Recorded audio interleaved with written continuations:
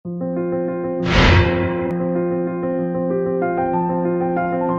है आपण ठीक समय आसी जाइछंती आपणकर चिकित्सा हेजिबो किंतु आपनको एते देरी करबा उचित नथिला। आज्ञा डाक्तर बाबू। आपण तांको बुझांतु मु केबे ठारू कहि चलीछि कि डाक्तर बाबूंक पाखकु जिबा चलो से तुमर चिकित्सा कर देबे किंतु मो कथा सुनले नै। मु बुझिछि कि एही रोग एमिति जे से लाजई गले किंतु आपण कहंतु रोग रे पुनी लाज कोन? रोग हेछि चिकित्सा करिबा को हेबो। बिल्कुल ठीक कहलो भौणी। हाइड्रोसिल भली रोग को किछि लोक लुचेबाकू चेष्टा करंती जहा करिबा कथा नुह। केते केते निज डाक्टर को भी कहंती नाही। यह बहुत विपज्जनक कथा। यह द्वारा रोगी को बहुत क्षति होता है, तांकर अवस्था आहुरी खराब हो जाए। मु आपनक कथा बुझिगली डाक्तर बाबू किंतु ये हाइड्रोसिल कौन? फाइलेरिया माने गोदरा गोड़ विषय तो आपण जानी थिबे। आज्ञा डाक्तर बाबू। हाइड्रोसिल मध्य फाइलेरिया रो एक रूप। गोदरा गोड़ भली हाइड्रोसिल भी संक्रमित मशा कामुड़िबा द्वारा होता है।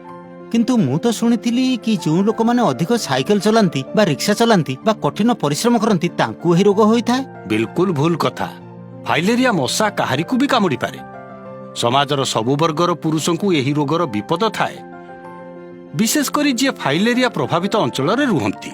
हाइड्रोसिल पुरुष मानकर गुप्त अंग को प्रभावित करे। इथिरे एक माटिया रंगर पदार्थ जमा हो जाए जहा द्वारा अंडकोश रे फुला आसी जाए। इथिरे रोगी को केवल शारीरिक नुहे मानसिक जंत्रणा भी सहिबा को पड़ी थाए, कारण तांकर प्रजनन क्षमता, काम करिवार क्षमता एवं तांकर रोजगार भी प्रभावित होइथाए। चिंता करंतु नाही, गोटे छोट सर्जरी द्वारा यार उपचार करा जाए। आउ यही सुविधा सरकारी डाक्तरखाना रे मागणा रे मिले। जदि आपनको कोनोसी एमिति लक्षण देखा जाए तेबे डाक्तरଙ୍କ पाखକୁ जिबार विलंब करंतु नाही। हाइड्रोसिल एवं गोदरा गोड़रू रक्षा पाइबा अत्यंत सहज। वर्षकु थरे फाइलेरिया रु बंचिबा औषध स्वास्थ्यकर्मी को आगरे ही खाइबे। याकु प्रतिवर्ष थरे खाइबा फलरे फाइलेरिया रु रक्षा मिली पारिबो।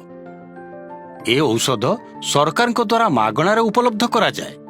फाइलेरिया रो रोग अटकेइबा पाई मशारीर व्यवहार करंतु। आखपाखरे पानी जमीबाकू दियंतु नाही एवं एमडीए समय रे सरकारଙ୍କ द्वारा दिया जाउतबा निःशुल्क औषध फाइलेरिया रु रक्षा करि पारिबो। मने रखंतु, फाइलेरिया रो एकमात्र उपचार हेउछि याकू हेबाकू देबा नाही। मिसिके रोकिबा फाइलेरिया।